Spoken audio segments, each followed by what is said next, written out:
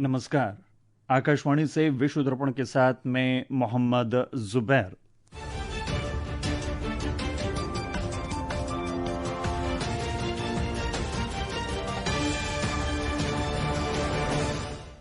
मुख्य समाचार।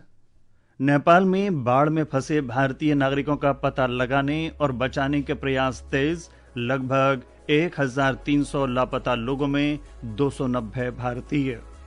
मृतकों की संख्या बढ़कर 359 हुई।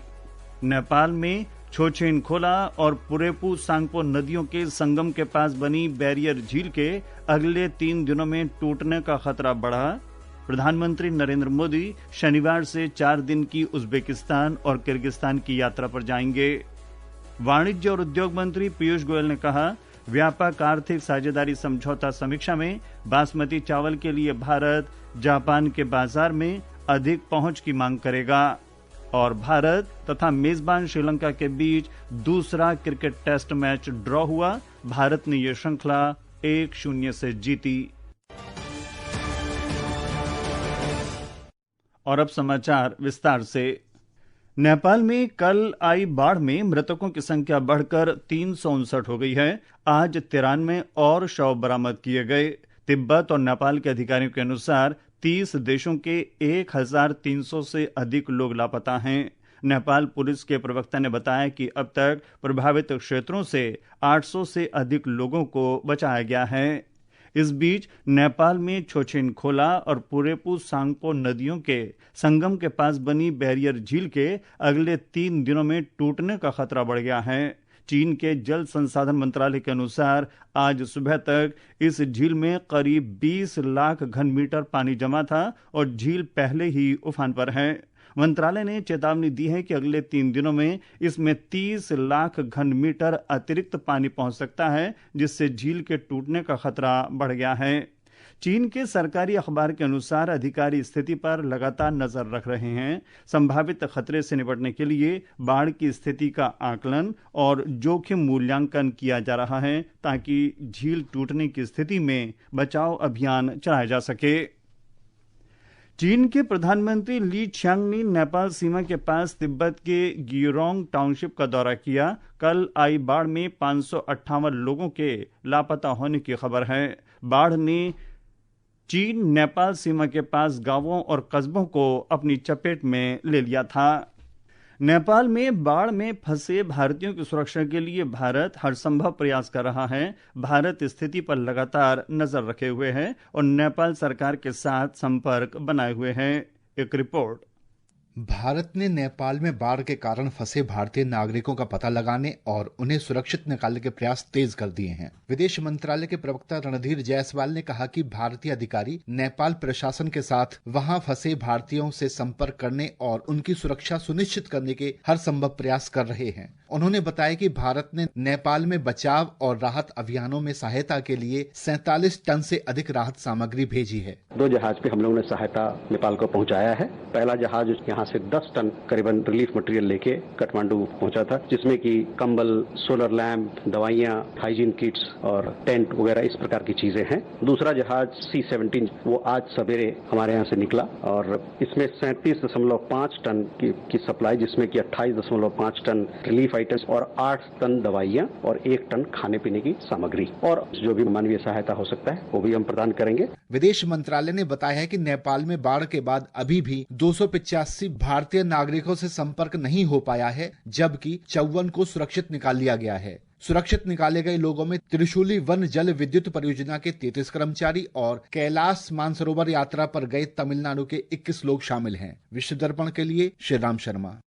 विदेश मंत्रालय ने बाढ़ के मद्देनजर लोगों की सहायता के लिए नई दिल्ली में 24 घंटे कार्यरत नियंत्रण कक्ष स्थापित किया है। नियंत्रण कक्ष से +91112308 8718 और +91112308 8719 पर संपर्क कर सकते हैं।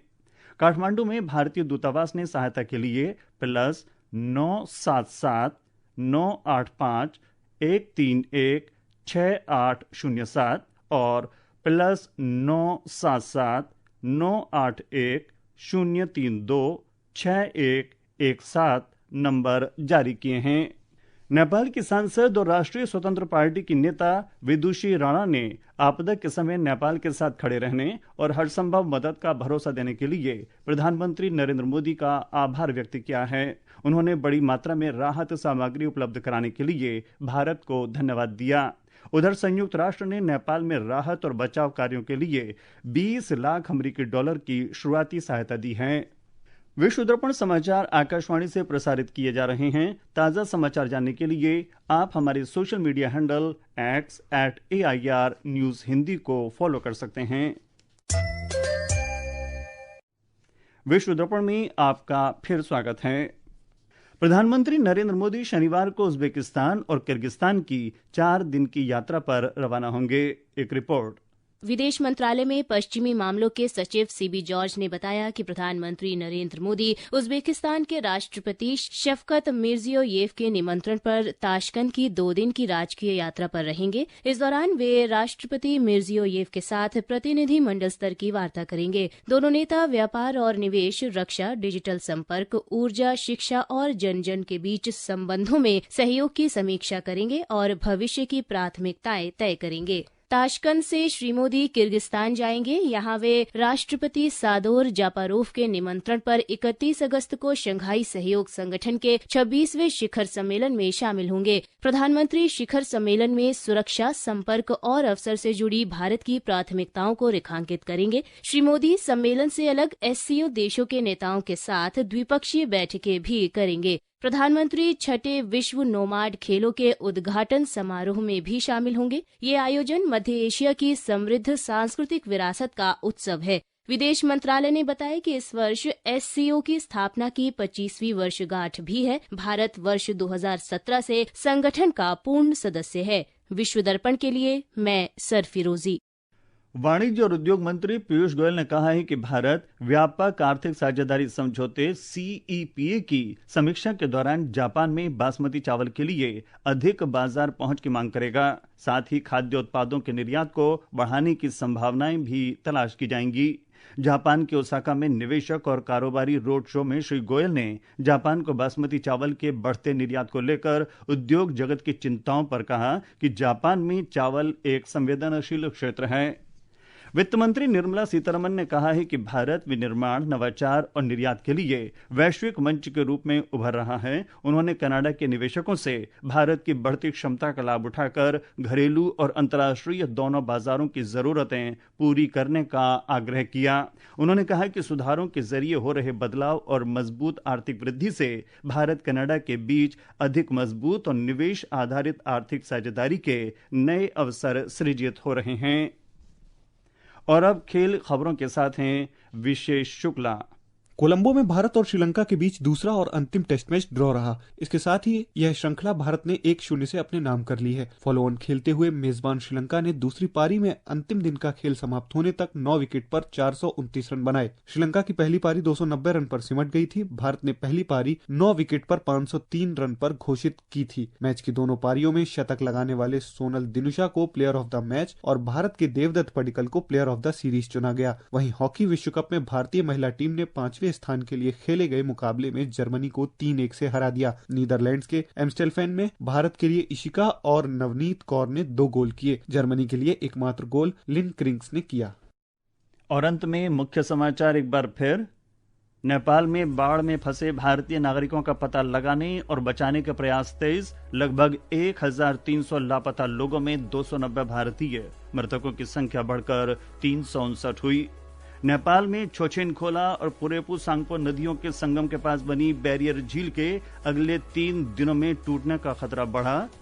वाणिज्य और उद्योग मंत्री पीयूष गोयल ने कहा, व्यापक आर्थिक साझेदारी समझौता समीक्षा में बासमती चावल के लिए भारत जापान के बाजार में अधिक पहुंच की मांग करेगा। और भारत तथा मेजबान श्रीलंका के बीच दूसरा क्रिकेट टेस्ट मैच ड्रॉ हुआ। भारत ने ये श्रृंखला 1-0 से जीती। इसके साथ ही विश्व दर्पण का ये अंक समाप्त हुआ। नमस्कार।